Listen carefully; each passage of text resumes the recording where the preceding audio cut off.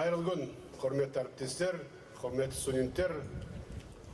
Бүгін баршаңызды біздің мына құрметті ұстаздарымызды, университетіміздің оқытушы профессор құрамын, бірінші курс студенттерін, біздің қонақтарымызды шын жүректен білім күнімен құттықтауға рұқсат етіңіздер.